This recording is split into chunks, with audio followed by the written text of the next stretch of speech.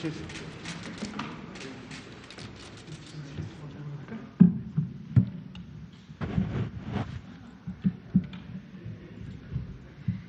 Muy buenas noches o tardes. Son las 19 horas con 0 minutos del martes 23 de junio. Estamos en el Palacio Nacional de México, en la Ciudad de México, y vamos a iniciar la conferencia de prensa diaria sobre COVID-19, la pandemia causada por el nuevo coronavirus SARS-CoV-2. Y quisiéramos hoy empezar con esta breve cápsula. El pasado 17 de abril, Liliana Noble, de Pulso Saludable, aquí presente, preguntó lo siguiente. ¿Y qué pasaría, no quiero ser ave de mal agüero, pero qué pasaría si tiembla con un paciente que esté en tiempo y forma para poder salir de su casa, como lo dicta el protocolo de protección civil, pero tiene COVID? ¿Qué pasaría ahí o cuál es el protocolo? Gracias. Creo que la pregunta es muy útil.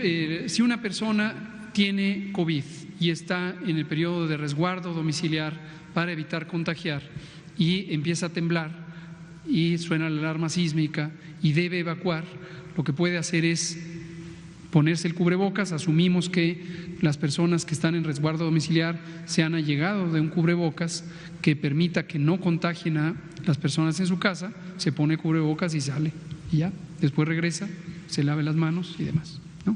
Así es.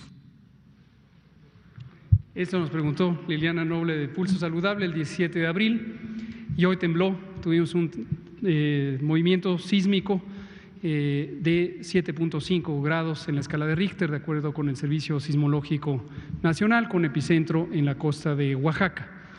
Entonces, el tema de hoy, vamos a abordar más extensamente eso, y para eso nos acompaña hoy, y nos da mucho gusto, el doctor Felipe Cruz Vega, aquí presente. El doctor Cruz Vega es un distinguido miembro de la Academia Nacional de Medicina y de la Academia Mexicana de Cirugía, y desde hace varios años trabaja en el Instituto Mexicano del Seguro Social, coordinando la capacidad de respuesta a emergencias. De manera destacada, el doctor Cruz Vega ha sido el promotor, impulsor y podríamos decir coordinador del Programa Nacional de Hospital Seguro en México, un programa que se estableció desde hace más de una década con el propósito precisamente de garantizar la continuidad de operaciones y la seguridad de las instalaciones hospitalarias ante sismos, ante inundaciones, ante distintos fenómenos que pueden causar catástrofes. Y ha sido un privilegio que el doctor Felipe Cruz Vega acepte la invitación para, en el componente temático de hoy, hablarnos precisamente de estos preparativos. Doctor, muchas gracias por estar con nosotros. Encantado. Gracias. Y empezaremos con el informe técnico que le pido al doctor Alomía si lo presenta de la manera sintética para que podamos dar curso a la parte temática y a las preguntas y respuestas. Con mucho gusto, con su permiso, señor secretario. Muy buenas tardes a todas y todos. Estamos ya en la conferencia vespertina número 116 del día número 23 de la nueva normalidad. Veamos nuestro semáforo de riesgo COVID rápidamente. Como ustedes ya lo saben, para esta semana son 17 las entidades federativas que se encuentran en riesgo alto o de color naranja y 15 las que se encuentran en riesgo máximo o color rojo. Repasemos rápidamente lo que significa estar en estas dos categorías para efectos en la siguiente diapositiva. Para efectos de lo que son ocupación hotelera, 25% en rojo, 50% en naranja, y en el caso de restaurantes y cafeterías, solamente para llevar, solamente a domicilio en rojo, 50% de aforo en naranja. En el caso de barberías, estéticas, servicios para cortar el pelo, a domicilio en rojo, 50% de aforo en color naranja. Los parques ya se encontraban habilitados desde el rojo con un 25%, suben ahora un 50%. En el caso de los supermercados también se encontraban habilitados en rojo con un 50%, suben a un 75%, una persona por familia. Estadios siguen cerrados tanto en rojo como en naranja, solo juegos a puertas cerradas. Veamos la siguiente diapositiva. Todos estos servicios o eventos se encuentran cerrados en rojo, y en el caso del naranja, lo que son gimnasios, spas, 50% de aforo con citas, 25% para cines, teatros, museos y eventos culturales menores de 500, igualmente 25% para centros comerciales, así como para templos, iglesias, lugares de culto, y en el caso de congregaciones masivas, como serían conciertos u otro tipo de eventos similares y bares, cerrados en ambos colores. Veamos la siguiente diapositiva, que es el panorama internacional. No ha tenido cambios en función al porcentaje, por lo tanto, la pandemia se mantiene activa y concentrada en la región de las Américas. Veamos la siguiente diapositiva, es la actualización de los números para la República Mexicana. Más de 500,000 de personas han sido ya estudiadas, ingresadas a protocolo en México como casos sospechosos de COVID, 251,355 han sido negativas, por lo tanto descartadas a la enfermedad, 191,410 positivas a SARS-CoV-2, por lo tanto confirmadas a la enfermedad, de las cuales 24,387 iniciaron con signos y síntomas en los últimos 14 días, por lo tanto representan la epidemia activa en México, y el día de hoy también lamentablemente se actualiza el número de defunciones con 23,377, que son las personas que lamentablemente han perdido la vida hasta el momento. Veamos la siguiente diapositiva, es la distribución de la carga acumulada. Ciudad de México y México continúan lógicamente por una diferencia muy grande en los primeros lugares, y pueden ustedes ahí notar todas las entidades federativas cuál es la carga acumulada hasta el momento. Veamos la siguiente diapositiva, que es precisamente los casos activos, tanto el grupo de confirmados como también el grupo de aún sospechosos, y los podemos ver distribuidos por entidad federativa en el orden de los confirmados activos, pero también poniendo en perspectiva lo que serían los casos aún sospechosos, esas barras naranja claro, por lo tanto eso podría cambiar. Veamos la siguiente diapositiva. Es la distribución de las defunciones por fecha en la que ocurrieron, y también las defunciones que aún son sospechosas. En el naranja claro las pueden ustedes ver distribuidas en fechas que van prácticamente en los últimos 30 días. La siguiente diapositiva nos muestra las defunciones por entidad federativa, y también con la barra naranja claro de aquellas sospechosas que todavía podrían confirmarse. La siguiente diapositiva nos mostrará la distribución en el tiempo de las 793 defunciones que se notificaron en las últimas 24 horas o que dieron resultado positivo. Si vemos la siguiente diapositiva, vamos a ver que ahora sí ya regresamos nuevamente a la distribución de estas en su gran mayoría en la siguiente diapositiva, en los últimos 7 días, en la última semana, que es prácticamente el tiempo en el que tenemos concentrado la mayor cantidad de casos aún sospechosos, por lo que en la medida que se van confirmando vamos obteniendo esta estadística. Ya no tenemos un acúmulo importante o de funciones que en su momento están en días previos, aunque todavía hay algunas que se van sumando en función de la fecha en la que ocurrieron. Veamos la siguiente diapositiva. Nuestra curva epidémica de casos confirmados y aún sospechosos, y aplicando el porcentaje de positividad más reciente y por semana epidemiológica a estos casos aún sospechosos que están en color naranja claro, obtenemos la siguiente diapositiva, a la cual hemos denominado nuestra curva epidémica estimada, porque entonces aquí podemos ver en una estimación cuál sería esta curva epidémica nacional, que sería la sumatoria de todos los casos confirmados más los casos aún sospechosos, diríamos confirmados por porcentaje de positividad, y es donde estábamos viendo prácticamente durante el mes de junio la presentación ya de una imagen de estabilidad. Si vemos la siguiente diapositiva, que es la misma información pero en líneas y puntos, podemos ver que inclusive esa estabilidad podría empezar a generar alguna tendencia descendente en la última semana, pero tomémoslo todavía con cautela. Vamos a ver en la medida de los siguientes días, esta curva la vamos a estar actualizando todos los días para ver si esa tendencia, si esa estabilidad se mantiene y si esa tendencia descendente empieza a ser más evidente. Veamos la siguiente diapositiva, es la distribución de los casos aún sospechosos por entidad federativa y además por institución en donde aún se encuentra pendiente se emita un resultado de laboratorio, y ahí podemos verlas en orden en el tamaño o en la cantidad que aún están sospechosos. Veamos la siguiente diapositiva, sería la carga acumulada, 3.4% fue el incremento en las últimas 24 horas de casos confirmados, 6.288, recordando también que estos casos no ocurrieron en las últimas 24 horas, estos casos también se distribuyen al menos en los últimos 10 días, que es donde tenemos concentrado la mayoría de los casos aún sospechosos, y de ahí van saliendo sus resultados positivos.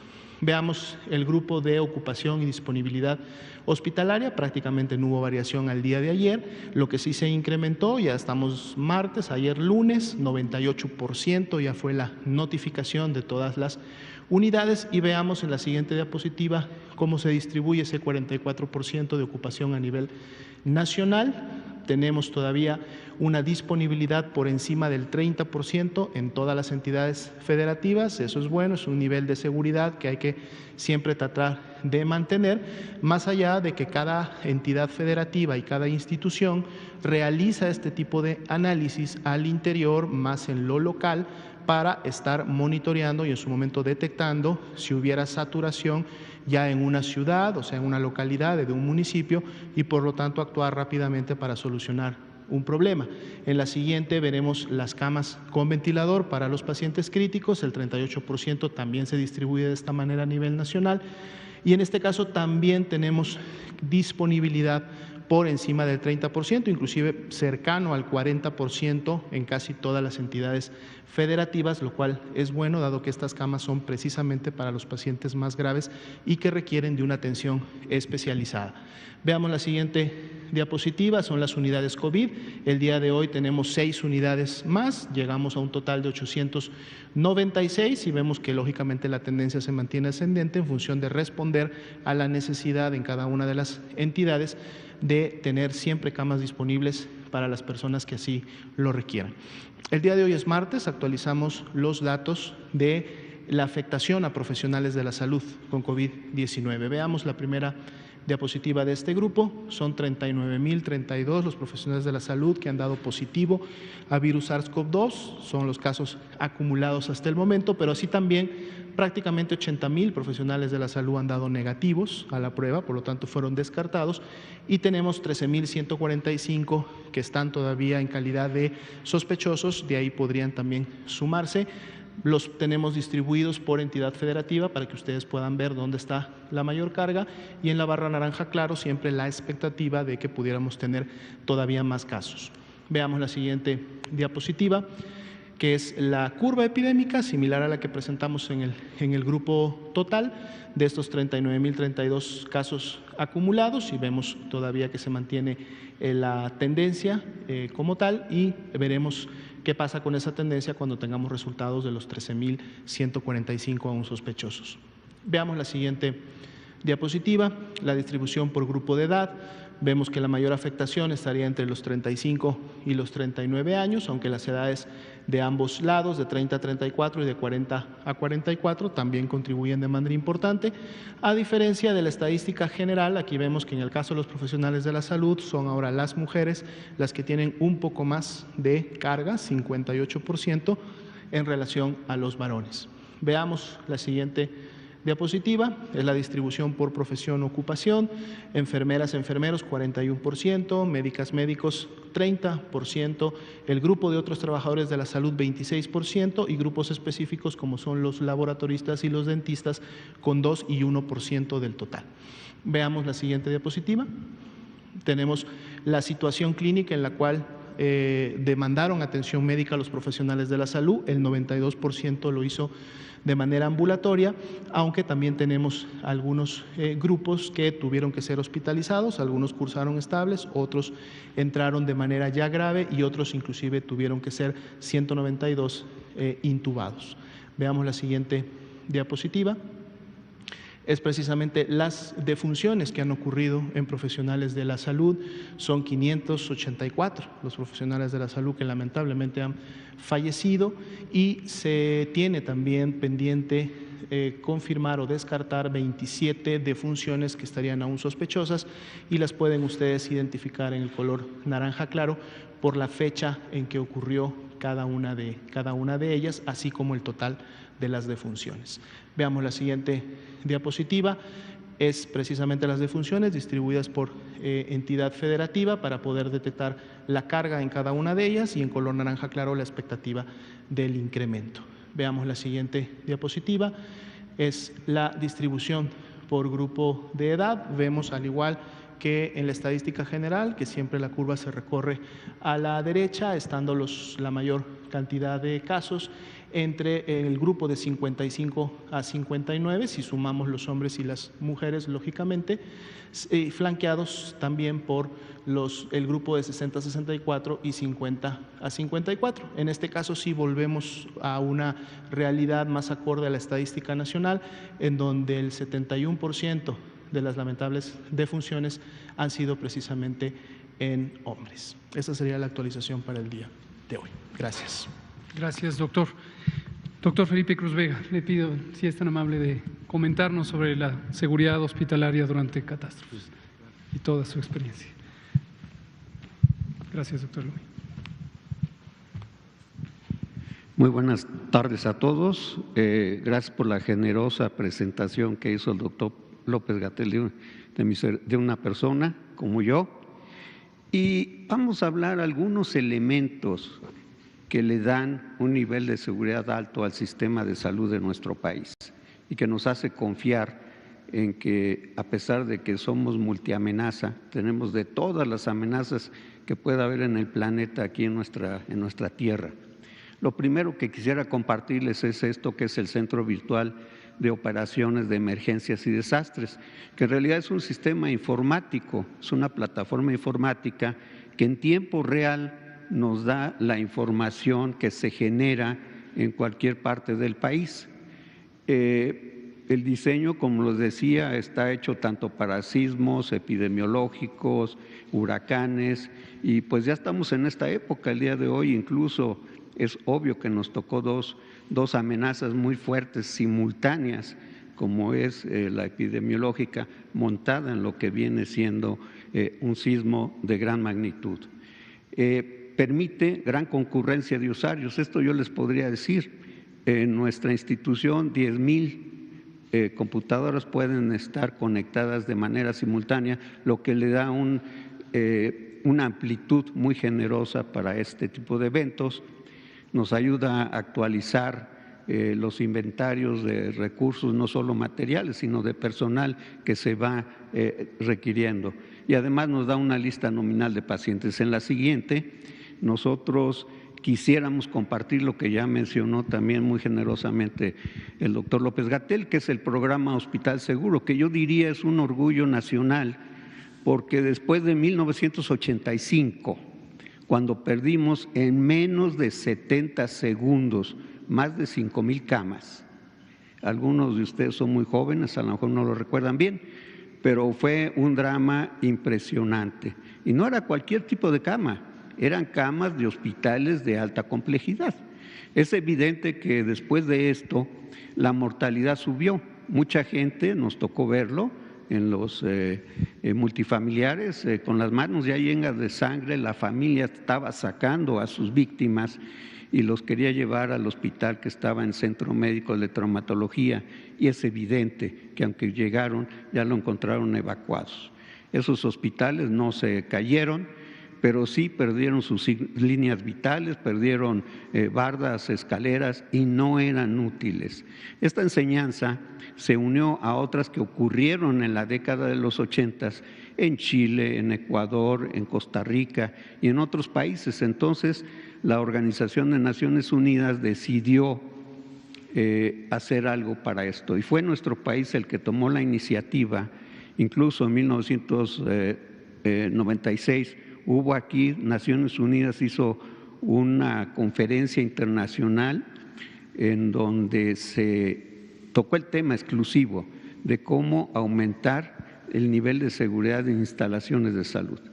En esa ocasión se firmó un convenio para llegar a Hospital Seguro, Pasaron algunos meses, nuestros expertos nacionales, muy buenos por cierto, médicos, enfermeras, ingenieros, administradores, se unieron en muchos meses de trabajo con el grupo de la Organización Panamericana de la Salud y obtuvimos un primer índice de seguridad.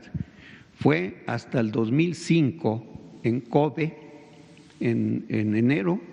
Recordarán que en 2004, en diciembre, un mes antes, fue el tsunami que devastó a muchos países y fue el único tema de salud que entró y lo firmaron 158 países.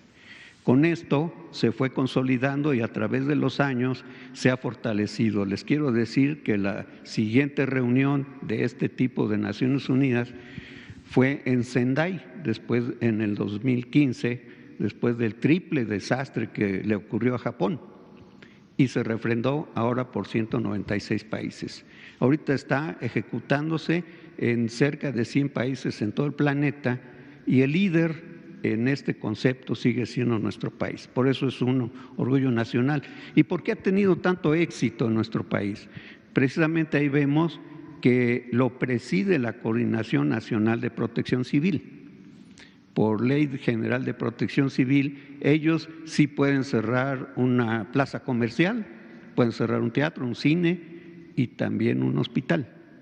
Sería difícil para el propio sector, sería doloroso que uno mismo fuera a cerrar el hospital, pero esta es una fortaleza grande, es un programa abierto, noble, que se manifiesta de tal manera. Entonces ahí está el Comité Nacional de Evaluación, Diagnóstico, Certificación de este programa. Hay comités en cada entidad federativa. Hemos ya evaluado muchos hospitales, incluso ya es un tema que se toma como referencia por el Consejo de Salubridad General para la certificación de hospitales. ¿Y qué es esto de hospital seguro? Lo tengo hasta abajo, lo pueden leer. Esto viene siendo, que es, en la anterior, por favor, ¿qué es la definición de hospital seguro? Son servicios que permanecen accesibles, no los bloqueó un puente, no, tienen que seguir accesibles, es un punto importante, funcionando a su máxima capacidad. No estamos diciendo como diario, porque algunos de nuestros hospitales, seamos sinceros, a veces están saturados. Pero hay una serie de protocolos que se aplican para que en pocos minutos podamos disponer de espacios y recibir a los pacientes graves que nos van a llegar. Y en su misma infraestructura, no en el estacionamiento, no en tiendas de campaña. Estoy hablando de los sismos porque llegan enfermos muy graves con lesiones que se tienen que atender de inmediato dentro de las salas de cirugía. En la siguiente, esta administración tomó ventaja de que esto ya está muy cimentado y ¿qué creen? Le puso un apellido que estamos viéndolo en la pantalla, resiliente. ¿Y qué quiere decir resiliente? Aquí vemos en la primera esfera, hospital seguro, ya existía, el concepto de multiamenaza, pueden ser la amenaza sismos, epidemiológicos, químicos, violencia humana. En la siguiente esfera, con un protocolo todavía más fuerte y más preciso de cómo expandir sus servicios en el momento crítico para poder absorber un número mayor de pacientes graves, sustentables. Se tienen que ser respetuosos con el medio ambiente. Nuestros hospitales generan alrededor del 8% de la huella de carbono en la atmósfera. Es evidente, trabajan 24 horas continuas, no pueden parar y ahora este concepto se ha ido también adhiriendo a los acuerdos que han emanado de la Organización de Naciones Unidas y ya son sustentables. Aprovechan la luz de día, tratan el agua, etcétera. Es un concepto todavía muy amplio que solo se los menciono, e inclusivos. ¿Qué quiere decir esto? Con respeto a las personas con discapacidad. En el triple desastre de Japón, quienes más murieron dentro de los edificios fueron personas con discapacidad. No tuvieron la oportunidad de salir, nadie las ayudó, no tenían protocolos para detectar dónde estaban las personas con discapacidad y este concepto de esta administración con la palabra residente ya lo adoptó. En la siguiente diapositiva les quisiera hablar un poquito nada más. Si ya tenemos hospitales seguros y resilientes, lo menos que se debería de hacer es evacuar un hospital. Sin embargo, habrá alguna situación que así nos lo indique. Evacuar un hospital sin tener los protocolos, la capacitación, el entrenamiento de las diferentes brigadas que hay en un hospital y los líderes adecuados, puede causar más muertes. Entonces, bajo este concepto, pues incluso ya tenemos protocolos en el sector salud mexicano de cómo evacuar lo más difícil que tiene un hospital, que sería una terapia intensiva. Si son 8, 10, 12, ¿a quién saco primero? ¿Cómo? ¿Con qué equipo y cuántas personas? ¿Y a dónde lo llevo? A una área de seguridad ya predeterminada dentro del propio hospital, a esperar una ambulancia que llegue y lo lleve a otro lugar seguro. Es muy interesante esta parte, pero lo que yo quiero recalcar es de que si un hospital se evacúa sin tener los criterios convenientes y adecuados, se va a aumentar la mortalidad de una manera no necesaria. Y por último, les quisiera compartir el reporte que hoy en la mañana nuestro director general, el maestro Zoé Robledo, el doctor Víctor Hugo Borja y el maestro David Razú, ahí en el Centro Virtual de Operaciones y Emergencias, fueron viendo cómo minuto a minuto se iban reportando todas las unidades, en especial los de esta región, pero es algo muy dinámico, que fue muy práctico, y les pudiera decir que casi a los 28, 30 minutos ya tenían un panorama muy completo de qué había sucedido. Lo único que desafortunadamente tenemos que reportar como negativo es una unidad de IMSS Bienestar. De las 476 que tienen ellos en Oaxaca, solo esta, y no fue en sí la unidad, fue únicamente el anexo de la unidad, que es donde descansan los familiares de los pacientes. No hubo ninguna vida que lamentar, y como se dan cuenta, el nivel de seguridad de nuestro Sistema Nacional de Salud es muy alto. Muchas gracias. Muchas gracias, doctor Felipe Cruz Vega. Nos interesaba que la población conociera esta situación, desde luego ante la adversidad de una epidemia como COVID-19, que nos ha causado a todos estar en alerta y mantenernos en un estado de desgaste emocional a lo largo ya de 4 meses, ante un evento nuevo, súbito, como son los sismos, aunque estamos en general acostumbradas y acostumbrados en México a esto. Enseguida había una conexión natural. ¿Qué pasa si estamos en mitad de una epidemia y podemos tener daños en la estructura de nuestras instalaciones?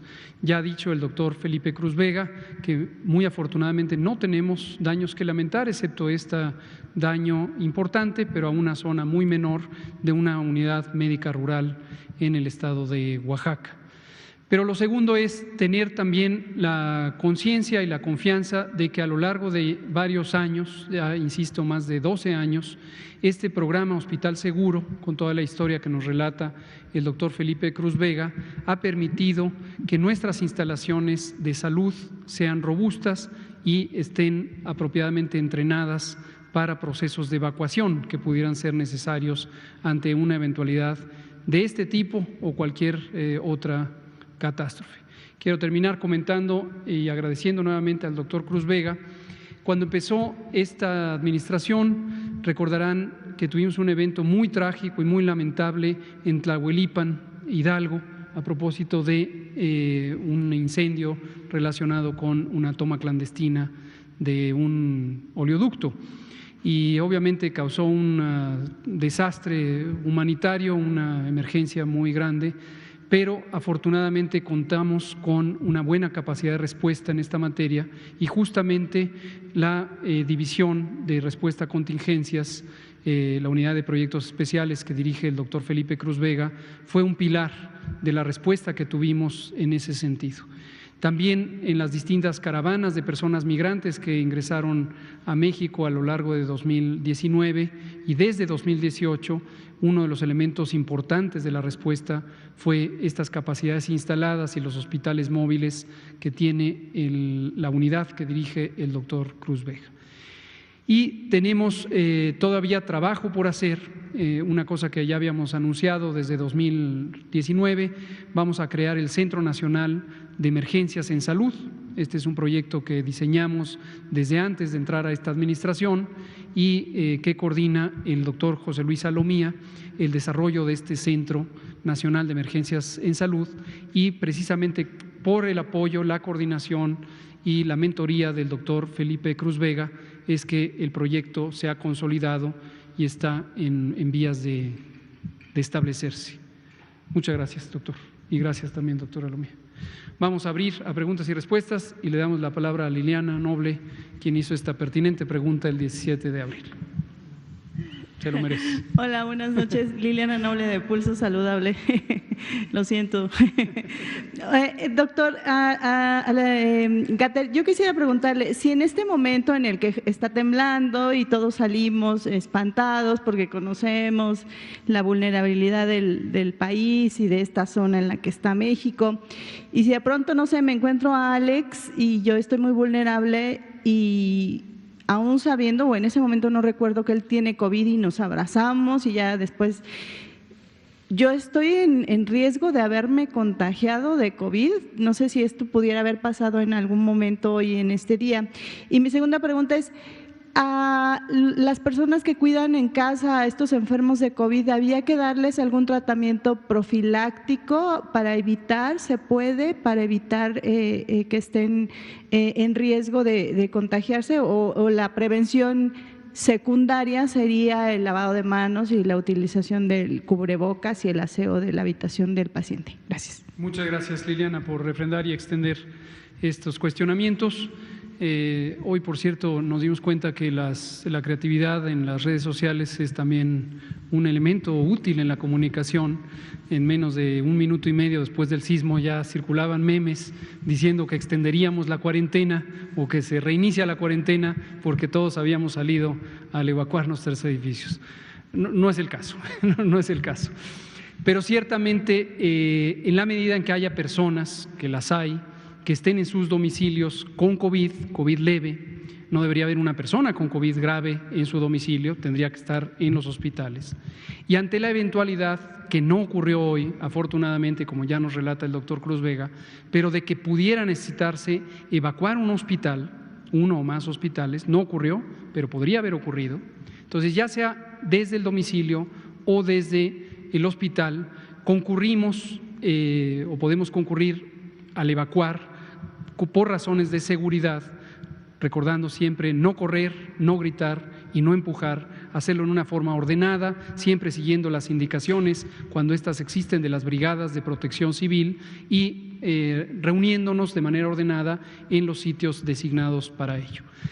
Pero es una reacción natural ante una situación que se percibe amenazante y que puede generar pánico, desconcierto, abrazarnos.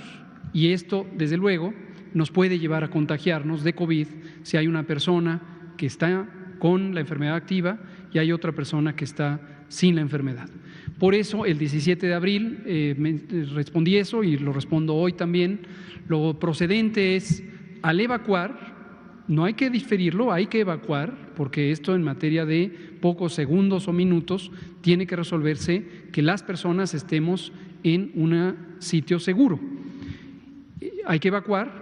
Si se tiene a la mano, que sería lo deseable si hay una persona con COVID, un cubrebocas, debe ponerse el cubrebocas, evacuar de manera ordenada y mantenerse a sana distancia.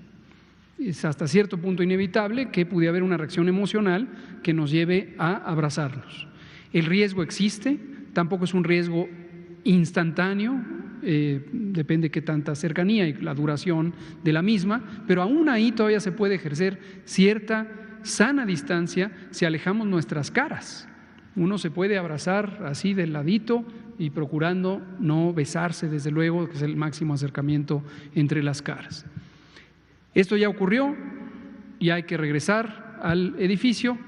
Regresando, hay que lavarse las manos, todas y todos. Regresamos al edificio y ciertamente pudo haber existido algún contagio, y entonces estamos con la expectativa de que en los siguientes 14 días o 7, que es el periodo de incubación, una persona pudiera desarrollar los síntomas. Cuando ya lo vemos en términos poblacionales y en respecto a esta comunicación pues humorística que se transmite en los memes, no consideramos que la reunión de personas que fue mayormente en el trayecto del sismo, la zona centro o desde el epicentro en la costa de Oaxaca y hasta la zona centro, los encuentros que pudiera haber, no consideramos que sean tan numerosos que cambien significativamente el curso de la epidemia. Quizá en algunas localidades veamos un incremento de casos, pero no pensamos que pudiera ser la situación apremiante. Respecto a tratamientos, solo para dejarlo claro, desafortunadamente no existen tratamientos específicos para COVID, ni tampoco medicamentos profilácticos para COVID-19. Muchas gracias, Juan Hernández y Araceli Aranday, de Canal 11. Alejandro, usted. Carlos, usted. Buenas noches. Juan Hernández, del periódico Basta, de Grupo Cantón. En específico, precisamente este mensaje que nos deja el sismo, también lo podemos comparar con otros fenómenos naturales, como lo que es en este caso las tormentas, lo que es las inundaciones. No sé si exista ahorita algún protocolo, abierto al público precisamente para que pues, estemos enterados precisamente de lo que debemos de hacer. Ahorita ya hablamos del sismo, pero por ejemplo en naciones creo que ya había tocado el tema, pero también ventarrones, todo ese tipo de problemáticas que de alguna manera ahorita no sabemos si estamos preparados, ahorita que lo mencionaba el doctor, de que nos agarraron dos contingencias, la primera la sanitaria y la otra en este caso el sismo. Y bueno, también recordando este meme de Calderón, temblaba, salían todos corriendo, alguien estornudaba y todos se metían corriendo. Entonces, estamos preparados precisamente para este tipo de situaciones. Gracias. Gracias. No sé si quisieran, doctor. Yo diría nada más un marco general. Nuestra Coordinación Nacional de Protección Civil es una institución que considero sumamente robusta y, como decía el doctor Cruz Vega, también es motivo de orgullo. Esta coordinación se estableció precisamente a partir de los sismos de 1985, que fueron un parteaguas de la preparación ante emergencias en México. Hoy hubiéramos querido que nos acompañara aquí en la sesión nuestro muy querido y apreciado amigo y colega, licenciado David León, quien es el titular de la Coordinación de Protección Civil, precisamente por su encargo. Como pudieron constatar, él estuvo hoy al frente de la respuesta o de la reacción ante esto. El presidente interactuó varias veces al día con él y está él ahorita integrando todo el material para la reunión de las 20 horas con el presidente respecto a COVID. El saldo es blanco. Tuvimos lamentablemente en el estado de Oaxaca un reporte de 5 personas que fallecieron, pero en general es un saldo adecuado para lo que se puede esperar de un sismo de esta magnitud. Y entonces sí estamos preparados, tenemos múltiples frentes de preparación en cada uno de los detalles ante los distintos tipos de catástrofe o contingencia que puede haber. Terremotos, incendios, huracanes, tornados, lluvias e inundaciones, deslaves, actividad sísmica, etcétera, por mencionar algunos. Una pieza que me gustaría comentar es un área de oportunidad para esta preparación que lleva todos estos años, es precisamente las contingencias puramente sanitarias, las epidemias, las pandemias. Y por esa razón, conscientes de ese reto y habiendo vivido la experiencia de 2009 con la pandemia de influenza H1N1, identificamos que en la presente administración nos hacía falta crear un centro nacional para emergencias en salud que se enfocara precisamente a coordinar las capacidades de preparación y respuesta y recuperación frente a emergencias puramente sanitarias, que no implican destrucción de la infraestructura física. y que este centro estuviera íntimamente ligado como parte del Sistema Nacional de Respuesta a Emergencias, el Centro Nacional de Emergencias, que coordina la Coordinación Nacional de Protección Civil. Y desde luego es indeseable que nos haya llegado una pandemia como COVID-19, pero ya, por eso hemos dicho una y otra vez, la teníamos identificada este tipo de escenarios, y desde enero de 2019 empezó entonces el proceso de preparación para establecer este centro que, insisto, coordina el doctor José Luis Salomía. Él es nuestro representante de la Secretaría de Salud en la coordinación, en el Comité Nacional de Emergencias. Doctor Cruz Vega, sí, por favor. Yo refuerzo algo de lo que ya planteó el doctor López-Gatell. Después de esto se creó en 1986 y en realidad son pocos años los que hemos tenido como país para prepararnos bien, y el nivel de preparación es bastante bueno. Yo les preguntaría, estos simulacros a veces lo hacían mejor los niños de escuela primaria, y luego los adultos fuimos aprendiendo poco a poco a tomarlo en serio, con disciplina y con alto nivel de formalidad. Yo me quiero referir a otro punto que hoy me sucedió. Yo creo que a muchos de nosotros nos sucede cuando hay un sismo, piensan en la familia.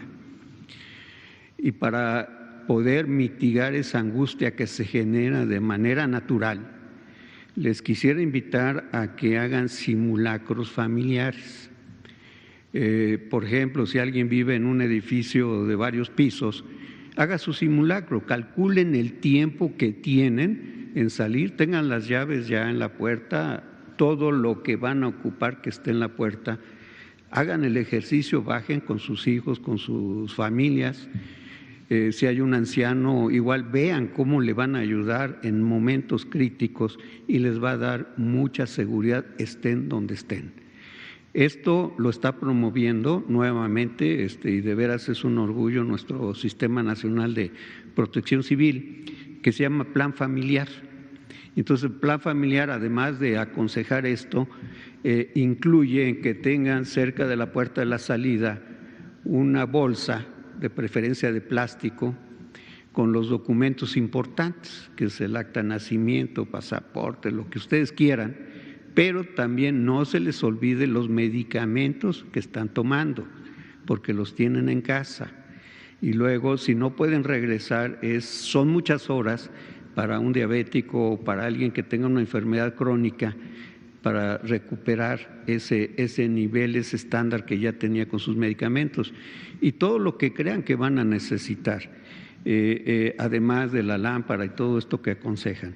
Entonces yo quisiera cerrar esto.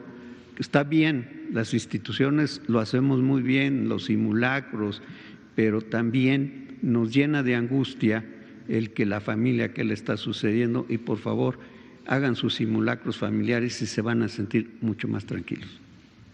Muchas gracias, doctor Cruz Vega, y quisiera aprovechar la ocasión de lo que ha señalado el doctor en relación con su respuesta. ¿Estamos o no preparados? Siempre hay que tener esta idea en mente, pero como señala el doctor Cruz Vega, no se trata de que el gobierno o las instituciones se preparen solas, porque la mayoría de la población es la población, no quienes trabajamos en el gobierno.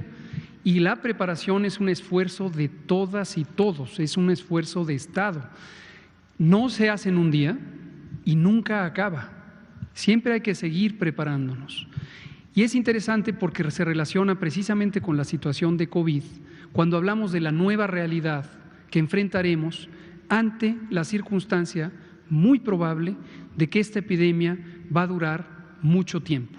No me refiero exclusivamente al tiempo de este primer ciclo epidémico que empezó en febrero, el 28 de febrero, y que hemos identificado por predicciones que podría terminar en octubre.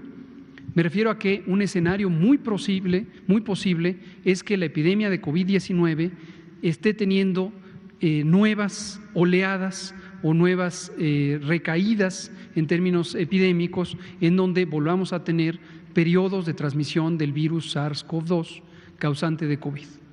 Como esto va a estar ocurriendo por un tiempo hasta hoy impredecible, pero que podría extenderse al menos por un par de años 2 o 3 años. La preparación ahora es para vivir y convivir con un agente infeccioso como es el virus SARS-CoV-2 que causa COVID-19. Y la preparación implica que sepamos vivir y convivir con el virus, que regresemos a nuestra nueva realidad, que cambiemos nuestras prácticas de vida en muchos sentidos, incluyendo la prevención y las prácticas higiénicas, la sana distancia, el lavado continuo de manos, el proteger el estornudo, el quedarnos en casa, el uso de cubrebocas en espacios cerrados en los que no se puede conservar la sana distancia, entre otras medidas. Desde luego, las instituciones tendrán que seguir trabajando en expandir las capacidades de nuestro Sistema Nacional de Salud, que de por sí eran muy limitadas, después de 40 años de un desarrollo muy pobre, muy precario, de desgaste de una infraestructura física que no se mantuvo al día, de una escasez de personal de salud de más de 240,000 personas profesionales de la salud. Así empezamos, no lo olvidemos, así empezó México en 2019 y así empezó México para responder a la epidemia de COVID-19. Entonces, seguimos trabajando y seguiremos expandiendo las capacidades del Sistema Nacional de Salud en los servicios humanos, en la infraestructura, en la profesionalización de los servicios humanos, en la cobertura, en la igualdad de distribución de estos servicios. Pero hay que prepararnos como población para saber vivir y convivir con una situación como COVID, como los terremotos, como los huracanes, como las inundaciones, como todas las eventualidades que nos vienen de afuera, pero que desafortunadamente no se pueden regular, programar, controlar y mucho menos evitar, pero sí se puede mejorar la respuesta que la sociedad tenga ante estas amenazas. Muchas gracias. Araceli Aranday, Canal 11, por favor. Gracias. Preguntarles también, los expertos ya estiman que habrá un tsunami en Huatulco, según las predicciones, que comienza poco a poco, es decir, lleva varias horas. La Secretaría de Salud está haciendo algo para revisar la infraestructura de esta costa para atender a la población que así lo requiera.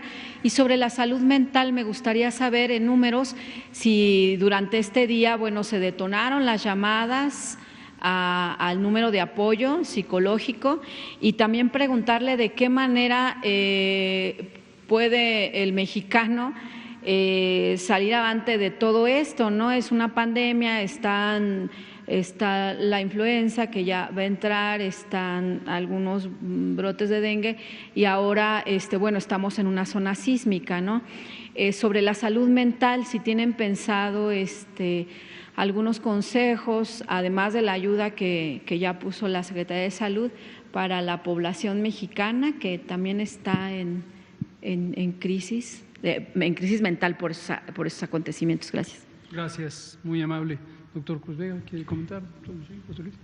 Solamente comentar en relación, la primera pregunta en relación al tsunami, ya la última información oficial, tanto de los equipos técnicos de la Marina en México como de los organismos internacionales, el principal de ellos el NOAA, que es el Instituto Nacional Oceanográfico de Estados Unidos, ya descartaron la posibilidad en este momento de la ocurrencia de un tsunami.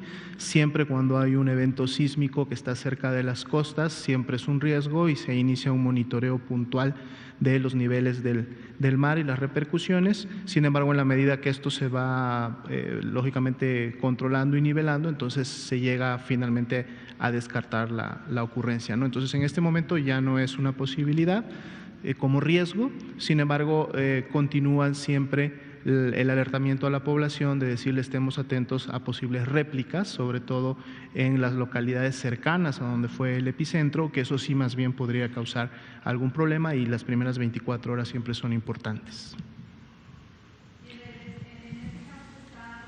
¿Infraestructura en donde hubo la réplica, en este caso fue en Oaxaca? Sí, es correcto. De hecho, lo primero que se activa inmediatamente sucede el sismo, justo como lo presentó a lo mejor el doctor Felipe Cruz Vega ahorita vuelve a comentar al respecto. La información que presentó él en su diapositiva es precisamente parte de ese monitoreo, así como hay un monitoreo para el Instituto Mexicano del Seguro Social. En nuestro caso también la Unidad de Inteligencia Epidemiológica y Sanitaria, el área de urgencias epidemiológicas y desastres y el Centro de Contingencias de la Secretaría para COPAC también realizaron un monitoreo similar en todas las entidades federativas, sobre todo las que están en la región, se comunican directamente con las áreas de urgencias y desastres de cada una de ellas, con las secretarías de salud en las entidades federativas y hacen un monitoreo. Hemos tenido cortes cada hora desde que sucedió el sismo, actualizando los informes a través de los cuales se ha descartado la presencia de afectaciones a la infraestructura en salud o a personas en esas entidades, ¿no? Más allá de las que ya se comentaron. Me gustaría agregar que dentro del concepto hospital seguro hay algo que se llama EDAN, que es la evaluación de daños y análisis de necesidades. Y hay 5 brigadas en cada uno de los hospitales con capacitación y entrenamiento y hacen simulacros 2 veces al año. ¿Qué hace este grupo? Que hay una que es de fluidos y energéticos. No se nos olvide que en los hospitales se manejan gases medicinales que en un momento dado pueden ser un riesgo también. Entonces esta brigada va de inmediato, checa lo que tiene que checar, tienen un protocolo de seguridad y hay otra brigada de seguridad y ellos tienen ingenieros, los de conservación, y es un grupo también ya con un entrenamiento especial para una evaluación rápida de los aspectos estructurales, que viene siendo la cimentación, las columnas, las traves, todo esto que representa seguridad. La estructura representa para un hospital el 50% de su seguridad. Entonces esto se hace una evaluación rápida, el EDAN, y conforme la van realizando, si encuentran una necesidad, pues la detectan de inmediato y a través de las plataformas informáticas la dan a conocer. Y es como nosotros nos damos daño. Y dicho sea de paso, el sector salud está muy bien comunicado. Hicimos frente a esta pandemia algo que no se debía hacer, lo ha dicho el doctor López-Gatell, darnos la mano. Pero resulta que nos dimos la mano con la red negativa y el CEBOET y la verdad estamos funcionando de maravilla. Efectivamente, este es un elemento importante también porque tradicionalmente los sistemas de información de las distintas instituciones de salud habían estado segmentados, cada quien tenía su base de datos, su sistema de información y no había una comunicación fluida.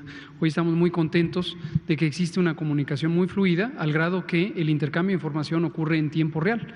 Esta red negativa originalmente se llamaba así, hoy se llama la red IRAG, con la que presentamos todos los días el informe de ocupación hospitalaria y realizamos desde que empezó la fase 3 como uno de los objetivos principales la vigilancia de la ocupación hospitalaria y la disponibilidad de camas hospitalarias. Nació precisamente de esta colaboración con el Centro Virtual de Operación en Emergencias, el CEBOED, que creó el doctor Cruz Vega, y el desarrollo de esa plataforma para la Secretaría de Salud, y están interconectadas. Ahora, sobre salud mental, qué bueno que lo menciona Araceli, quisiera volver a invitar en ocasión próxima a nuestros colegas de salud mental, la doctora Lorena Rodríguez Bores Ramírez, quien es la titular, la secretaria técnica del Consejo Nacional de Salud Mental, el doctor Juan Manuel Quijada, director de los servicios de atención psiquiátrica, y el doctor Gadi Sabiki, quien es el titular de la Comisión Nacional contra las Adicciones. Ellos son también un grupo muy competente y que trabajan coordinadamente junto con otras colegas y otros compañeros, y desde que empezó la epidemia de COVID en México, anticipábamos que iba a haber un fenómeno de afectación a la salud mental y social y emocional. Esto se puede expresar de múltiples maneras que ellos y ellas han comentado en otras ocasiones: estados depresivos o trastornos depresivos, la agudización de trastornos depresivos, trastornos de ansiedad, cambios en el estado de ánimo, reacciones de duelo, obviamente ante la pérdida de familiares o simplemente ante la adversidad que representa el tener un familiar enfermo o la percepción de una amenaza prolongada. Y hay varias intervenciones que se han hecho desde el inicio. Tengo aquí una lista, quisiera nada más de manera sintética comentarla a propósito de su pregunta, que agradezco mucho. Se integró desde el inicio un componente específico de salud mental en el Comando de Incidentes en Salud Pública, que es la unidad que coordina la respuesta a la emergencia en el sector salud. Se reactivó el Grupo Técnico de Trabajo en Salud Mental en Emergencias, que es un enfoque específico para articular institucionalmente con las instituciones públicas, con las organizaciones civiles. Participan 34 instituciones, 19 instituciones gubernamentales, 3 de la academia y 12 organizaciones profesionales y de la sociedad civil nacional e internacional. Se estableció una vinculación con Protección Civil y con la Escuela Nacional de Protección Civil y el comando del Centro Operativo para Atención de Contingencias, en este caso de la Secretaría de Salud, para integrar el esquema de primera ayuda psicológica a los primeros respondientes. Se publicaron los lineamientos en nuestro portal coronavirus.gov.mx, tenemos lineamientos específicos de salud mental y apoyo psicosocial durante COVID-19, que son generales y para los hospitales psiquiátricos. Hay brigadas de salud mental para la atención del personal y para la atención específica del espectro autista. Hemos comentado tanto en la parte de niñez como en la parte de salud mental este tema. Hay un componente específico de salud mental en los lineamientos para personas con discapacidad y también para la población de niños, niñas y adolescentes. Hay planes que se establecieron y se instrumentaron de continuidad de operaciones en los centros de atención ambulatoria para adicciones, en los centros de salud mental estatales, en los hospitales psiquiátricos y en los centros integrales de salud mental, los 45 que hay en el país. Está disponible la Línea de la Vida, que es un centro telefónico de atención al público. Se habilitó y se entrenó al personal respondiente en el 911 y en el 800-0044-800, 800-0044-800, que es nuestro centro telefónico de atención a la ciudadanía. Hay varias otras, pero desde luego el componente de salud mental es parte de la respuesta a emergencias y lo hemos tomado muy en serio desde el inicio.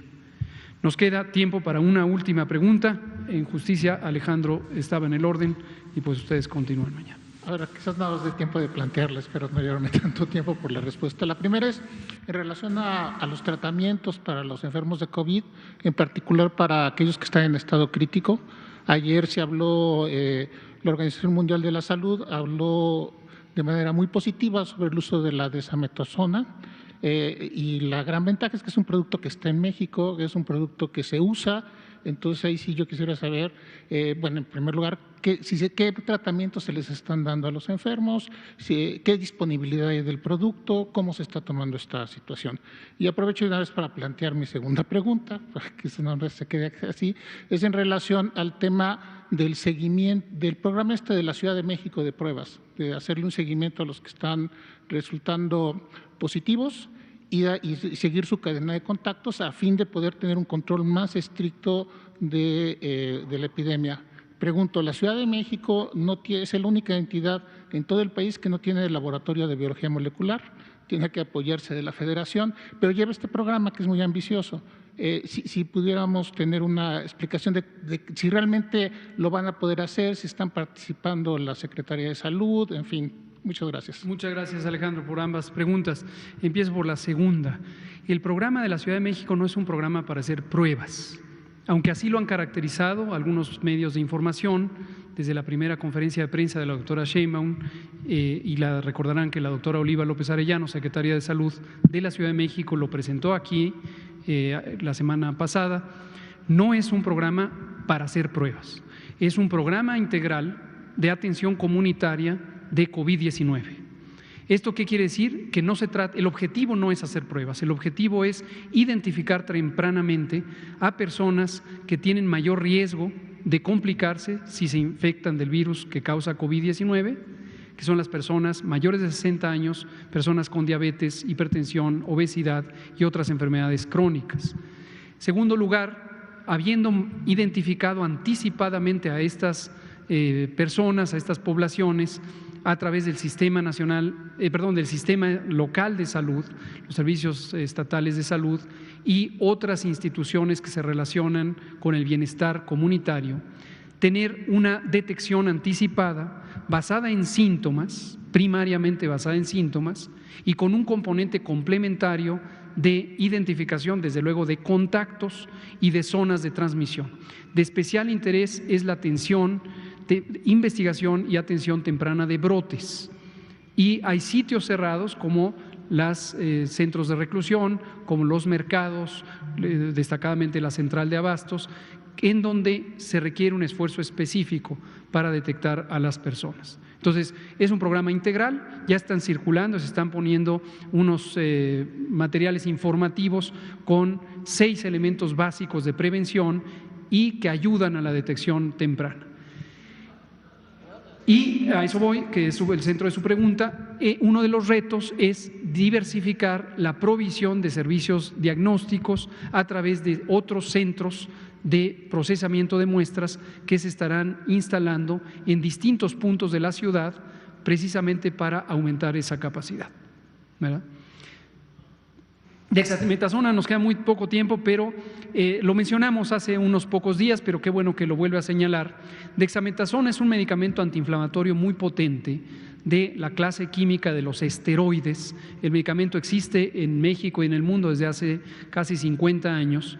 Se utiliza para ciertas enfermedades inflamatorias que tienen una inflamación grave.